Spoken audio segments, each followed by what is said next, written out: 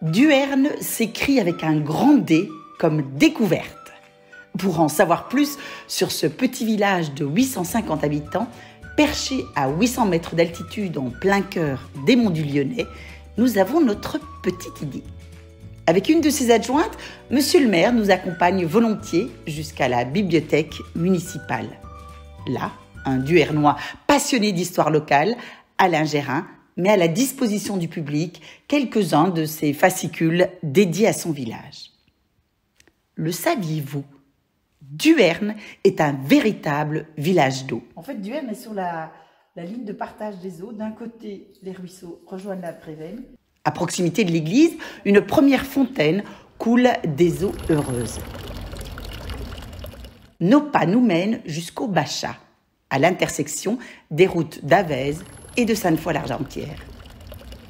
C'est un lieu emblématique de notre commune et cette eau qui coule toute l'année vient justement du sommet des Courtines. Notre soif de découverte est largement récompensée. La salle Marius Déal, du nom d'un ancien prêtre ayant officié au sein de la paroisse de Duerne entre 1935 et 1965, nous plonge elle aussi dans le passé.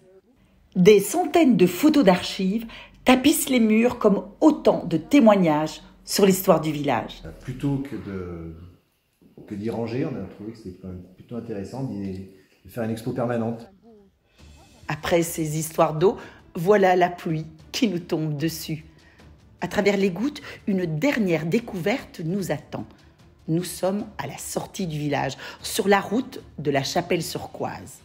Sur la colline, face à ce monument, il y a un avion américain qui s'est écrasé en flammes le 15 août 1944, en venant parachuter des armes à l'armée secrète du secteur de Saint-Symphorien-sur-Coise.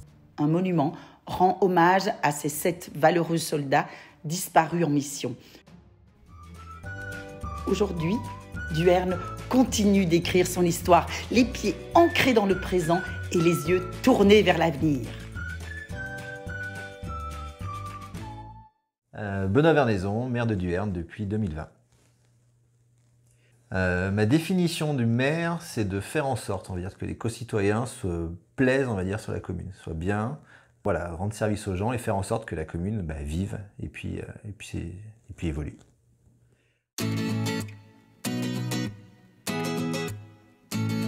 Dans le département du Rhône, c'est une cave qui est unique. On affine les fromages au naturel, 100% naturel, c'est-à-dire qu'on n'a pas de source d'électricité. Donc on utilise la température et l'hygrométrie que la cave veut bien nous donner. La cave en elle-même a été construite fin des années 1800 par un fromager de Duerne, du village de Duerne, pour affiner ses fromages. Et nous, on a repris les lieux il y a 1 an et demi. On va affiner des fromages de 20 jours à 160 jours à peu près. De la pâte pressée, de la pâte molle, des raclettes. Donc on fabrique le fromage donc à la fromagerie des Deux Chapelles à la Chapelle-sur-Coise, qu'on va transporter ici et qu'on va faire affiner sur les planches en bois juste derrière nous.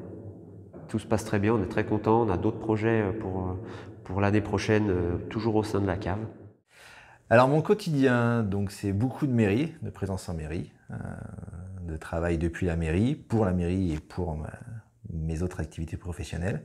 Oui, mon activité professionnelle à plein temps, je suis automaticien. C'est un métier un peu bizarre, mais qui me permet en fait de pouvoir travailler souvent à distance, depuis mon bureau. Mais parfois aussi j'ai des déplacements, donc je pars plusieurs jours dans la semaine.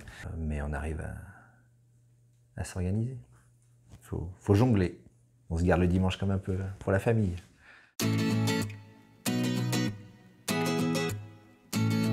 À l'origine, c'est une entreprise familiale qui a été créée en 1957. Donc nous, on ne transporte que des personnes et on peut transporter, on n'est pas vraiment spécialisé, on transporte tous les gens qui ont besoin de se déplacer en groupe d'un point A à un point B ou pour un séjour, pour de l'itinérance, quoi que ce soit. Une flotte d'environ 40 véhicules, un effectif de 55 salariés, ce qui correspond à 40 équivalents temps plein.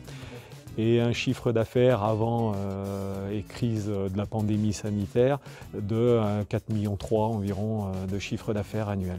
Les services réguliers, grosso modo, ont fonctionné tout au long de la pandémie. Mais par contre, le transport touristique a été à l'arrêt complet pendant de longs mois. On a obtenu un prêt garanti par l'État qui nous permet d'assurer nos arrières pour les mois à venir, même encore, parce que la reprise est progressive. Donc oui, on a été relativement bien accompagnés, ce qui nous a permis de résister.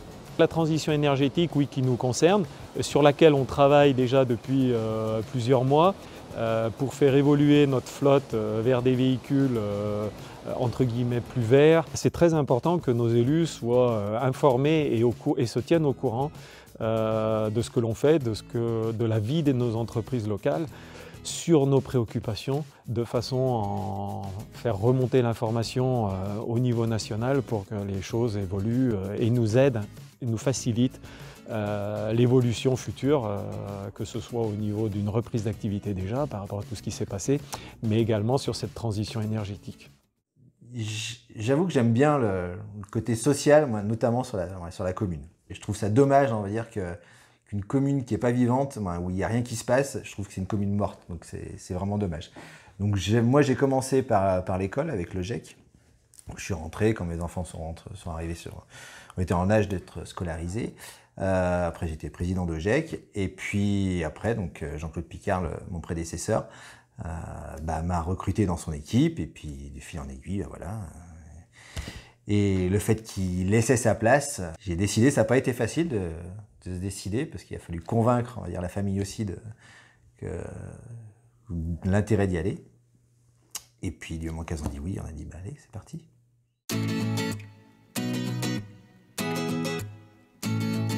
Donc oui, je suis installé là depuis 19 ans à Duerne. Bon, c'est une épicerie donc sous l'enseigne Vival, avec en plus des produits locaux de notre région.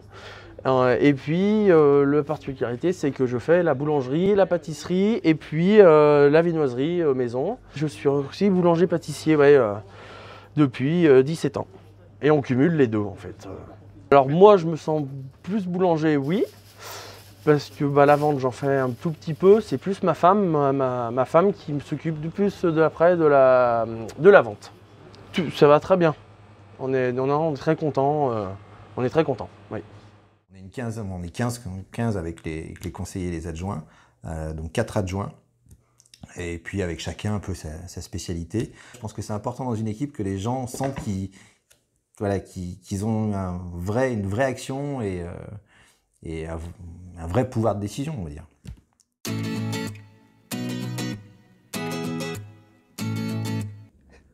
Donc ce projet est un projet de végétalisation citoyenne. En fait, le projet est porté par la commission développement durable de la commune. Donc il a pu se faire notamment grâce au partenariat avec Arthropologia. Donc l'objectif, c'est de revégétaliser le village, donc sur 2 espaces, dont celui-ci, en faisant participer les habitants et l'école. Donc l'idée, c'est d'améliorer la biodiversité du site, de contribuer aussi à la lutte contre le changement climatique. Ouais, je suis un des producteurs de la fromagerie collective Altermont. On produit de la farine à partir de nos graines qui sont produites sur la ferme. L'idée, en fait, c'était de regrouper ces producteurs. Donc c'est la commission développement durable qui s'est emparée de ça, la commune, et de mettre un local où les producteurs pourraient venir déposer leurs marchandises. Donc ça se passe dans l'ancienne école. Et la commune donc, a utilisé une de ses personnes, un de ses personnels, pour gérer en fait, les commandes, faire la distribution des commandes le vendredi après-midi. Voilà. En fait, la stratégie de la fromagerie, de notre fromagerie Altermont, c'était de vendre du produit bio et local. Donc ça répond complètement à la philosophie de notre groupe. On a fait le choix de laisser de côté la vente à la ferme. Alors bien sûr, on reste disponible pour les gens qui le souhaitent à la ferme, mais le gros de la vente se passe aujourd'hui sur le drive. Le but, en fait, c'est toujours de créer de l'animation sur la commune. Voilà. C'est que les gens se rencontrent et qu'ils se connaissent, parce que quand les gens se connaissent, c'est quand même beaucoup plus facile à vivre. Voilà.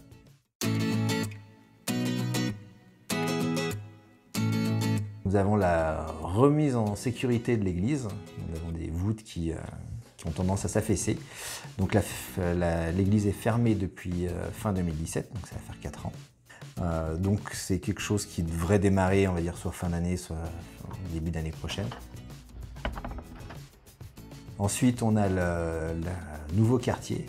Donc c'est un quartier qui va se retrouver juste en dessous de la mairie, qui va s'appeler les Maisons du Lavoir. Et donc il va y avoir 7 habitations individuelles, type T3, T4, qui seront à vendre. Un commerce avec un logement au-dessus. Donc l'idée de ce commerce, c'est d'avoir un bar et puis d'autres choses qu'on voudrait peut-être développer, voilà, location de VTT, des produits locaux, etc. Voilà. Donc tout ça, c'est porté par la commune, ce bâtiment-là.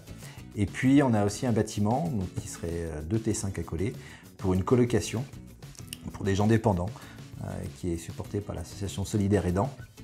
Donc on a une petite structure hospitalière, mais voilà.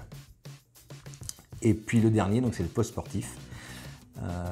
Donc c'est la destruction des vestiaires actuels qui ont plus de 50 ans, voilà, qui sont complètement obsolètes. De reconstruire ces vestiaires, de faire un city-stade, des aménagements, air pique-nique, etc. Donc toute la zone qui est autour du stade.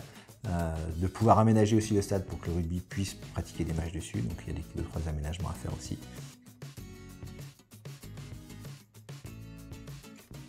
Parce que moi je trouve que dans l'idéal, un truc qu'on pourrait réfléchir, mais je ne sais pas si c'est faisable, ça serait que déjà chaque citoyen français ait chaque année sa consommation carbone. Bah oui, c'est important parce que ça permet d'avoir une notion proche, on va dire, d'un député qu'on a tendance à avoir un peu loin, et voilà, de voir et de lui montrer que les gens puissent lui parler, échanger avec lui. Juste en Chine, chaque semaine, il y a une centrale à charbon qui s'ouvre, pour donner un peu l'ordre d'idée. Enfin. Les jeunes générations sont quand même bien bercées là-dedans. Tout petit à l'école, on leur dit il faut trier, il faut recycler, il faut moins consommer, il faut être à la lumière, etc. Donc je pense que, peut-être pas sur notre génération, mais sur la génération d'après, ils auront cette culture et ils iront peut-être plus vite parce que le démarrage est toujours un peu long et peut-être que ça va s'accélérer. Le territoire des Monts du Léna, bon, comme vous le savez, il s'est fixé une ambition d'être neutre en énergie en 2050. Là. Je pense qu'on peut tout à fait arriver à l'horizon 2040-2050 à avoir une électricité 100% décarbonée.